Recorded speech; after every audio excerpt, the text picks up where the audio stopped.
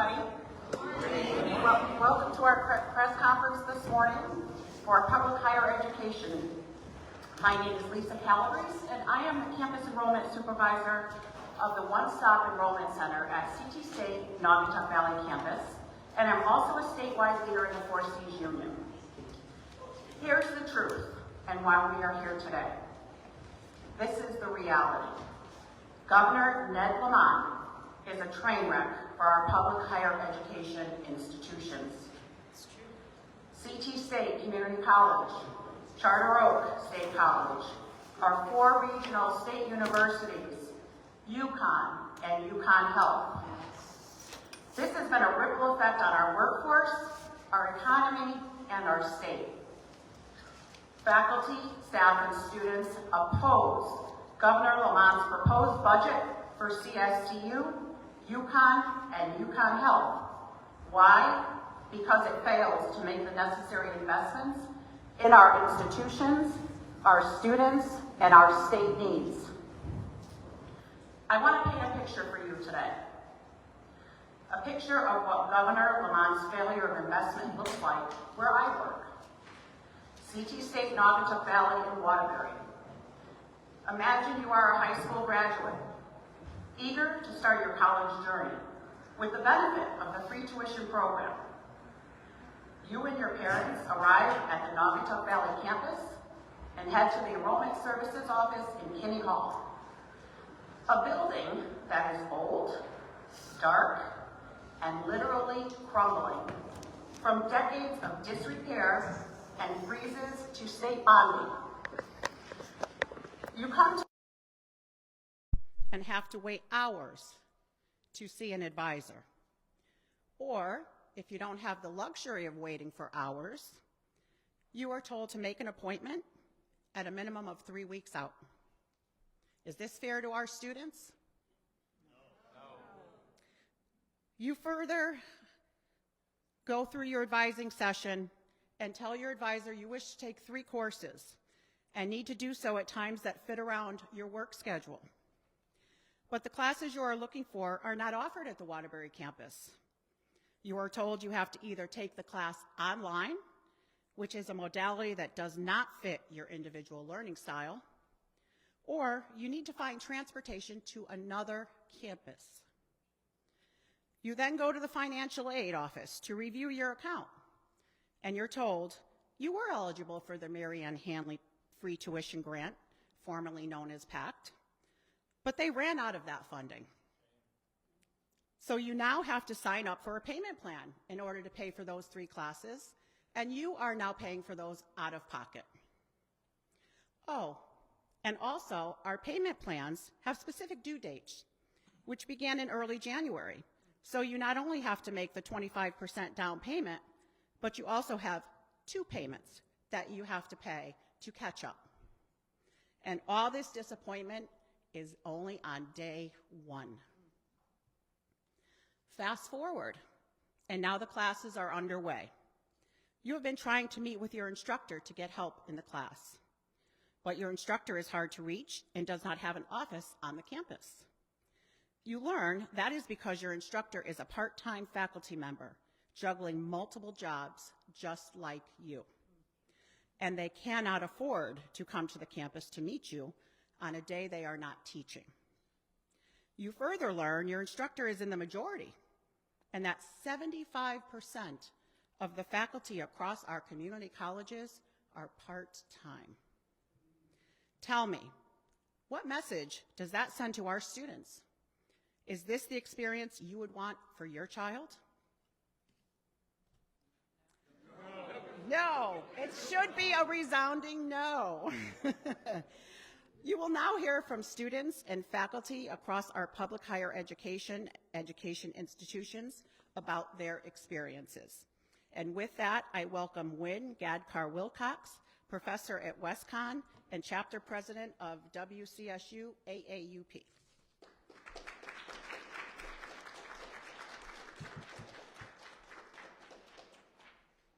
My name's Wynn. I've been teaching history at WestConn for over 20 years. And last year I had a new experience. I had a student come up to me after having fallen asleep in my class to apologize for her behavior, which was very unusual because this was one of my best students. And she said, "Oh, I'm so sorry, my mother has had some health problems, so I've had to take a night job.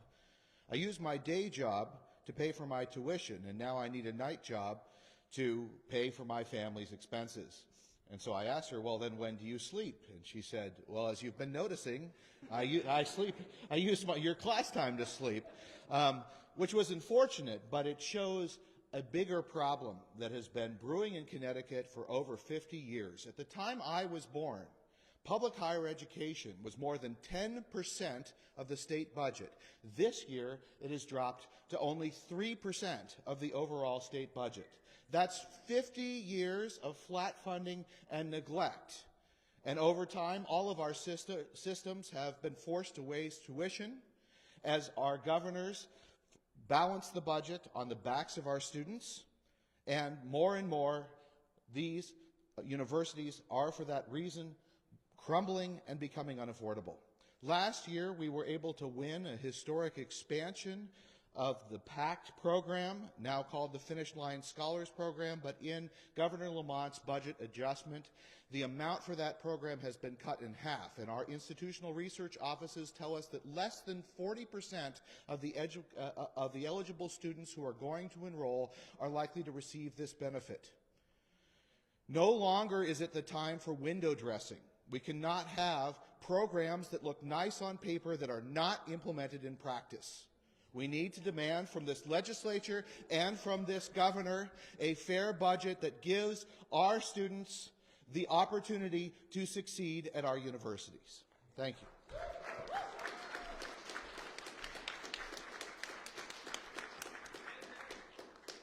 Thank you, Wynn.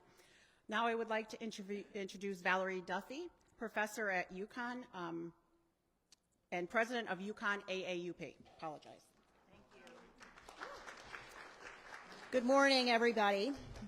I've been at UConn for 32 years, as evidenced by my white hair, and I'm speaking on behalf of students, faculty, staff, alumni, and community members who believe deeply in Connecticut's public colleges and universities.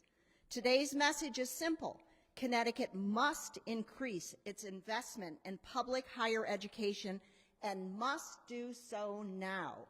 Our public colleges and universities educate hundreds of thousands of students every year, working adults, parents, first-generation college students, veterans, and young people who are building their futures right here in Connecticut. These institutions are not just campuses, they are training grounds for Connecticut's workforce, healthcare professionals, teachers, engineers, social workers, public service, and innovators. Recent job growth in Connecticut has been concentrated in fields that require at least a bachelor's degree or higher. Our economy demands more college students, not fewer. Yet, at the very moment we need more educated workers, federal cuts and changes to student borrowing are making college less accessible, and Connecticut continues to rank near the bottom nationally in its support of higher education. Shame on us. Higher tuition and rising student debt are not accidents. They are predictable results of years of underinvestment. UConn and our public institutions cannot simply raise tuition to close funding gaps. Federal research grants have declined. When state funding falls short, class sizes grow, advising and student services shrink, and programs struggle to keep pace with workforce needs. Let's be clear. The strain on higher education is not a failure of our students or our faculty and staff. It is a result of policy choices. Connecticut has the resources to do better. What we need is the political will. We call on the governor and the General Assembly to commit to stable, long-term funding for public colleges and universities, to enact fair tax policies that ensure those with greatest wealth contribute their fair share.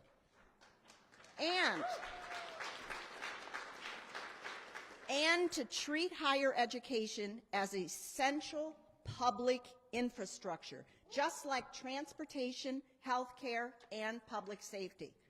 Just to finish up, higher education is not an expense. It is an investment in Connecticut's economic future.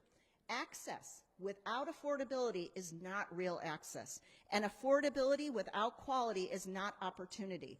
Our students deserve classrooms that are not overcrowded. They deserve advisors, mental health services, research opportunities and internships, and modern facilities. They deserve an education that prepares them to lead in this state. Connecticut had made progress in expanding access.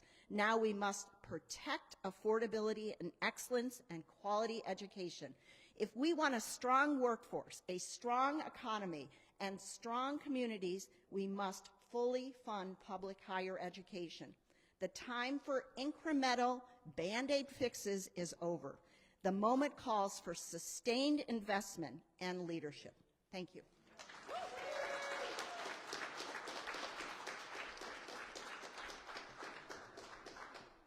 Next, we will hear from Dr. Nina Kasba, OBGYN physician at UConn Health Center, AAUP.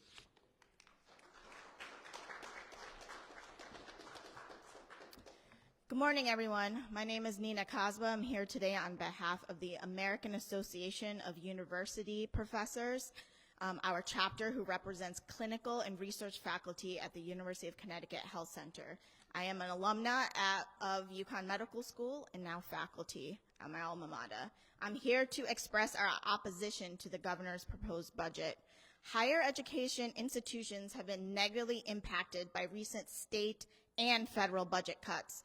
Healthcare access has been undermined and defunded by the current federal administration, with ACA subsidy expirations at threat and scheduled Medicaid cuts by 2027, putting public institutions like UConn under unprecedented financial pressure. UConn Health Center is the only public medical school and the only public hospital in the state. Our mission is to improve the health of the citizens of Connecticut through innovative integration of research, education, and patient care. We represent the people that are delivering that mission.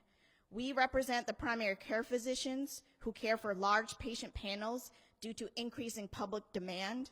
We represent the surgeons that need more operating room space to take care of our patients. We represent the obstetricians who are safely delivering new life into this world, but need a larger unit to meet growing patient volume and complexity. We represent the researchers and scientists who have faced funding cuts and new tariffs that have impacted their ability to carry out their research. We represent the public health professors who feel pressured by federal funding agencies to rephrase or reword projects that pertain to health inequities. On top of all of these unprecedented federal pressures and funding cuts, the state has also reduced our budget. The people who provide patient care, education, and research are at the heart of UConn Health. And I'm here to tell you that that heart is under extreme stress. And you don't need to be a doctor to know what that means. A heart under stress needs support to reverse the damage, to stabilize itself. I know budgets need to be balanced, but I also know that we can put people over profits. And this is not a tagline. This is a conscious policy choice. We can fund healthcare, we can fund research. And frankly, I would consider it fiscally irresponsible to not invest in UConn Health Center. UConn medical graduates are 30% of the state's doctors and 50% of the dentists who practice in our state. 30% of patients who are seeing UConn subspecialists have Medicaid, which is higher than any health system. UConn Health Center acts as an economic engine for Connecticut with $3.3 billion impact on the local economy. UConn Health Center is the public's investment. We exist to serve the people of Connecticut. So I am calling on Governor Lamont and the State General Assembly to invest in the mission of UConn Health Center, to invest in the people that deliver our mission.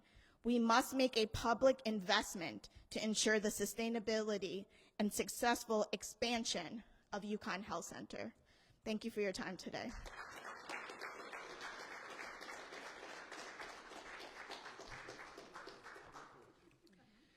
Next, we're going to hear from two of the most important people in this room.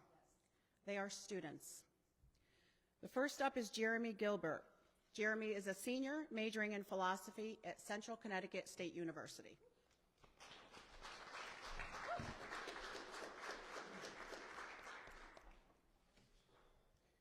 Good morning, everybody. My name is Jeremy Gilbert. I'm a senior at CCSU and a CSU AAUP intern. I stand here with other students and faculty today, all fighting the same issue: the disparate and inequitable funding of higher education in Connecticut. Connecticut has one of the most abhorrent wealth inequalities in the country, yet our government has managed to severely underfund higher education in our state year after year. This attack on our education is unacceptable. Today, I would like to specifically highlight why it is imperative that the Packed Finish Line Scholarship Program is implemented in a timely and unadulterated manner. First and foremost, I believe it's necessary to shed light on the resilience of the CSU AAUP members and CSCU students from last year who spearheaded the Packed Finish Line Scholarship campaign. It was their devotion and ambition that not only made the Packed Finish Line Scholarship a reality, but expedited the process to ensure that students who transferred from the community colleges to the CSCU schools could be beneficiaries as soon as possible. This effort was a testament to how powerful the unification between students and educators can be. Integrating the Packed Finish Line Scholarship will not only make education across the 4 CSUs more financially accessible, but has the potential to cultivate learning environments that are truly engaging and immersive. Students will be granted the opportunity to pursue academic endeavors earnestly, without feeling like their education is a financial burden or a mere afterthought to be added to a list of expenses. As a philosophy major, it's become apparent that classroom engagement and discussion is the key to efficiently learning the analytical skills that the philosophical method teaches us. These are universally applicable skills that everyone, philosophy or major or not, can benefit from. Unfortunately, it is also apparent that there has been a growing dissonance in these classrooms, making it challenging to create a learning environment that is conducive to building these types of skills. I truly believe programs like the Packed Finish Line Scholarship can help create a more harmonious classroom that will drive some of the key elements to learning that I just mentioned above. As many of you may know, Governor Lamont has made it clear that he plans to cut the funding for this program in half. I would like to emphasize that doing so would completely undermine the inspiring collaborative effort made by students and teachers to make their campus a more equitable and engaging environment. It would be a complete dismissal of the hard work put forth by the individuals who keep the 4 CSUs running. If we continue to see the implementation of the Finish Line Scholarship treated with a remiss attitude by those in power, potential beneficiaries will be forced to conclude that their pursuit of education is not a priority. They will be forced to conclude that their education is a symbol of revenue above all else. Thank you, everybody, for your time.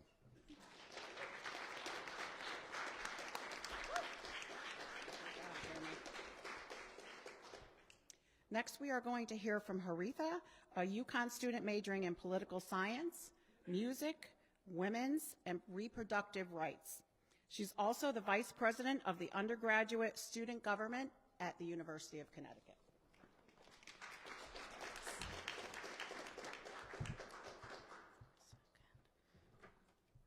Good morning. My name is Haritha Subramanian, and I currently serve as the vice president of the student body at UConn Stores. I am a senior majoring in political science, music, and an individualized degree in women's and reproductive health. I'm also working towards my master's in public policy through the 4+1 program at the UConn School of Public Policy. I'm also a proud nutmegger who was born and raised in Connecticut. It is no secret that higher education in Connecticut is overwhelmed and underfunded. As we continue to face both state and federal cuts to higher education, UConn moves towards higher enrollment and higher recruitment to make up for the loss in funding. Unfortunately, our school simply does not have the resources to meet the needs of our students. I often hear from students who have never met with their advisor because it is often difficult to get a hold of them. And unfortunately, this makes sense. At UConn, we have advisor caseloads varying from 25 to 655 students per advisor, while the national caseload average among four-year public institutions is 286 students. Students also have difficulty accessing the accommodations that they need to thrive in school. But UConn's Disability Service Professional, or DSP, caseloads averaged 556 students per professional across the system, which is 122.4% higher than nationally recommended levels. I and many other students have experienced high wait times when working to book mental health appointments with student health and wellness due to high demand and the lack of providers.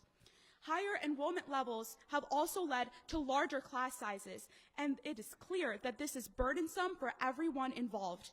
Faculty are being asked to do too much with too little time and too little assistance, while students become disengaged and fade into being one of hundreds of students.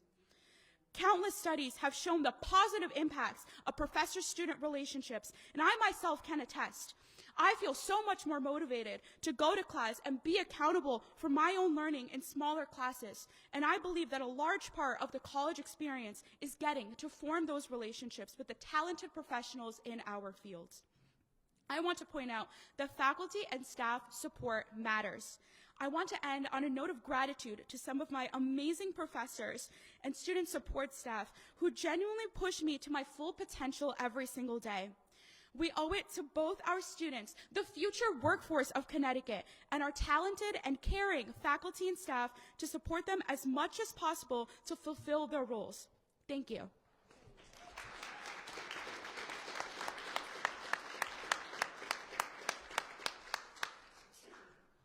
Wow, those are really powerful messages. Thank you both for being willing to stand up here and share those thoughts and represent your constituents. It's unfortunate that we have to stand here today and listen to these messages, and it's unfortunate that we are here year after year doing this. All of our higher education unions are currently in contract negotiations right now.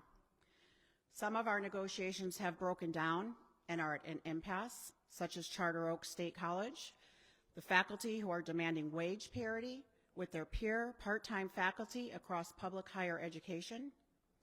Do you know how much it would cost Governor Lamont and our state to provide a pathway to parity for about 250 Charter Oak teaching faculty? It would be about $1.4 million out of $600 million in the CSCU budget. At this point, really all we can do is say shame. Shame on Governor Lamont for fighting harder to keep this a train wreck than to invest in Connecticut's future. Our governor has heard these stories before. He knows our students are being hurt. So why does Governor Lamont refuse to invest? We know the answer. A real investment would require spending down our surplus and ultimately would require raising taxes on the ultra-wealthy. Governor Lamont refuses to raise taxes on the ultra-wealthy, so our working class students and families have to pay the price instead, and again and again. It is shameful that we all have to be here yet another year begging this governor to put the needs of the working class students and families ahead of the needs of the ultra-wealthy in our state. This legislative session, we will secure the investments in our institution our students deserve. That is our message for Governor Lamont. And that is also our message for the Appropriations Committee and legislative leaders today. Thank you all for being here to hear these concerns, and we appreciate all your support.